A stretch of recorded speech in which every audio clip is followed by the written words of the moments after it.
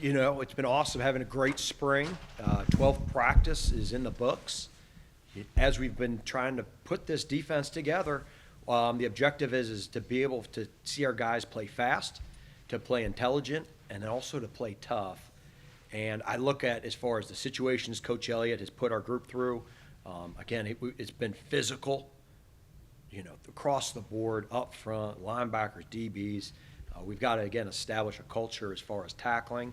And then, secondly, as far as really start to build some of the situational pieces that allow you to play really good defense, of understanding third down defense, understanding 2-minute, and then also as far as a coming out situation, which, again, we went through on Saturday. So really have been blessed with some great pieces and some great new additions to the program, both from the high school ranks and then also from the transfer portal.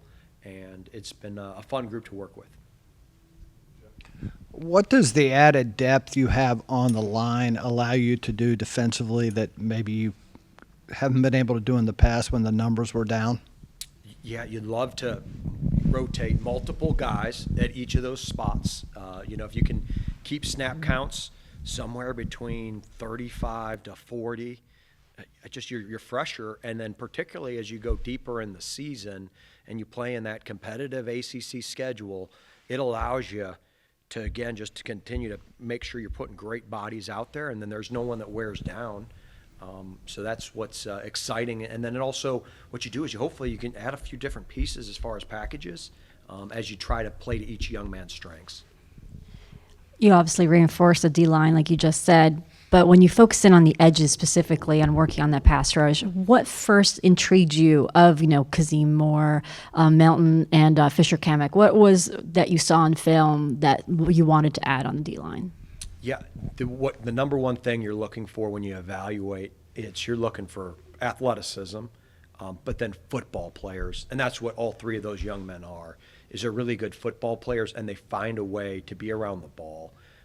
Again, you add great length to that group, which again is what you see with each of those young men, and then also you see a desire to work, and then coming from again, as far as they have an expectation as far as winning. So it's fun, to work with those guys every day, and they've been great additions, each different personality-wise, but each bring great emotion, great passion for getting better each day. You talk about expectations. Cam Butler is now part of the coaching staff, making that transition. How wonderful is having him on the staff when he has that relationship already with the players and knows the expectations there? Yeah, as a Virginia graduate, I don't know, he's a little crazy to decide he wants to get into coaching. But, he is, you talk about a young man that has great professional upside as a coach, his connection with the locker room, along with his football intelligence, make him a great addition to this football staff. With all your additions up front on the edges and the D-line, does it change how often you guys may have to blitz? I know Cam Robinson was your leader in sacks last year. Does it change going into 2025 what you want to do in terms of scheme and how often you'll have to bring pressure from the second and the third levels? Yeah, I think every year you go back, you look at your self-scout, and you look at an ability to try to create one-on-ones because everybody, both the offensive staffs that we'll face throughout the season, they're gonna be well prepared, and you're looking to see in the one-on-one matchups who can win. Through spring we've got a chance to evaluate a bunch of guys, both linebackers, DBs, and then also our front four, and have been happy to see guys win one-on-ones. Not consistently all the time, but at a good clip. And then in the secondary, I know you guys are a little thin at corner and safety. What have you done to get more out of the younger players and maybe the less experienced players who aren't hurt and are taking reps? And what have you seen from them? Yeah, I think from the ones all the way through every guy in our program, they've gotten a ton of reps, and then just every rep that you get, be it a walk rep, a full speed rep, you end up just playing a little bit faster, and have been really impressed to see young guys, and then also guys in our program continue to grow throughout the spring.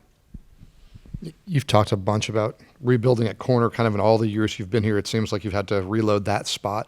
Is that a particularly, hard spot to either develop or to hold on to? Why is that such a a position of flux? Yeah, I think that you're just trying to build, as you build a roster. What we'll do is we're trying to find a certain skill set, really liking length, and I think that there's a good plan internally, so that in the fall we'll be well loaded at that spot, and have been really happy with the young men that we've worked with throughout the spring. And you may have heard me asking Des this, but in the time you've been doing this, I'm sure you have a sort of schedule timeline in your mind of what you get done in the spring, what you get done in the fall. Has it changed because of the portal? And is it slower because you're working in new pieces? Is it faster because you're bringing in guys who've played a lot of ball? What's changed from your vantage point? I think it's the coding, and it's the communication and learning of a new language and a new system. That's where you have to be really good as a teacher and as a coach, is making sure that they understand it's not much different from where they came from. And also as far as making sure that decoding is simple. Try to have enough scheme, but what you would love to do as a defensive coordinator, you love to have one call. And so it's that balancing act to trying to figure out exactly how much scheme do we need to be able to match our talent. And I think from a timeline standpoint, it hasn't changed. You're always you're reinstalling your schemes. You're making sure that a guy that's been with you for 3 or 4 years is still speaking the same language. Vice versa, you bring a freshman out of high school who may not have ever heard that term, or is just figuring out that there's 22 guys out there that, okay, this is what college football is, and this is what the reality is. So it's an awesome challenge, and I think we're all adapting both to your personnel and then also to the way the new calendar does look. You mentioned some of the transfers in on the edge. One of the guys coming back was a walk-on, played 8-man football, Billy Kudelka. I'm not sure I said that correctly, but Coach Slade was talking about him on the Zoom the other day, that he likes the progress that he's seen. How would you describe his progress kind of a year in here? Yeah, there's not a young man that's worked harder. I mean, as a walk-on, played 8-man football, was a really elite lacrosse player, and was someone that, he wasn't defined by being a walk-on. What he did is he came and he worked and said, hey, you know what? It doesn't matter if you're a scholarship guy. You've been here like King Butler for 7 years in college football.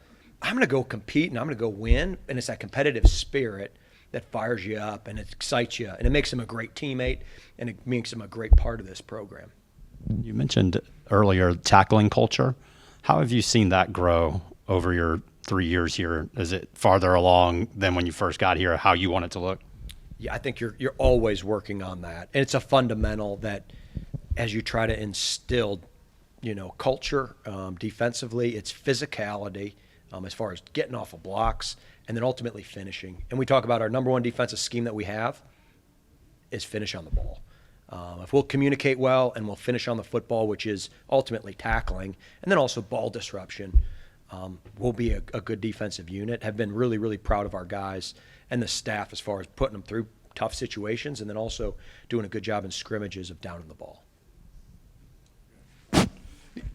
What's your kind of take on spring games? Is it just another practice? Do you think you get something more out of there being a little more juice to it? What's the value in your eyes? Anytime that you get to play the game of football in Scott Stadium or in one of these unbelievable arenas across the country, you simulate a little bit of the emotion of what it is to play college football.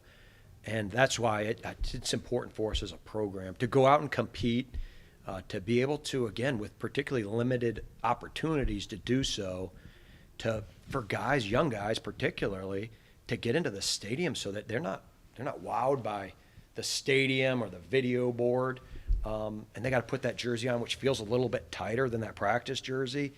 And then also, too, I think just for the community, it's neat to have that and to have, our friends, our families, and our supporters there with us one time in the spring. Jason Prevard said he's been rotating at nickel during the spring. Obviously, he says he's more comfortable at corner, but that's something that he's doing this spring. Where do you see his development there and learning that position? But also, do you feel like you're comfortable with some of the other guys that could rotate in there too? Yeah, he can play multiple spots. Been really productive there at nickel. Played a little bit of corner today. can play multiple spots and, love his length, his versatility, which will allow him to play a ton of ball. And any other guys that you feel like you can rotate in nickel that's shown some glimpses or flashes this spring? Yeah, Corey Costner, he was playing there today. You just look at, I think there's, Minter could play there. And so we want to teach all those safeties to play all three spots. And it's one of those positions that's important because it is that overhang that you want to set some really firm edges. And at the same time, you got to run with those fast slots throughout the ACC. Do you feel like a guy like Landon Danley, because the linebacker, because they do play close to the box, is someone that you maybe can see also rotating in there? But Danley could play the spot. Cam Robinson could play the spot. But they're athletes, and those are the young men that we're recruiting, and those are the guys that end up being really, really productive defensive players. I know Dre Walker has kind of dealt with some injuries throughout his career. What have you seen from him this spring, and how badly do you guys need him this coming fall? Yeah, Dre was a guy that was when we went, and Coach Elliott and I went down to watch him play high school football. In the first 2 quarters, he returned a punt. He had an interception for a touchdown, and he had a 45-yard fade ball for a touchdown as well. He's a dynamic athlete. He has great ball skills. He plays with physicality, and then just the maturity that he's continued to display speaks for itself. And excited to see him play his best ball here the last few practices, and as he gets ready here for his junior campaign.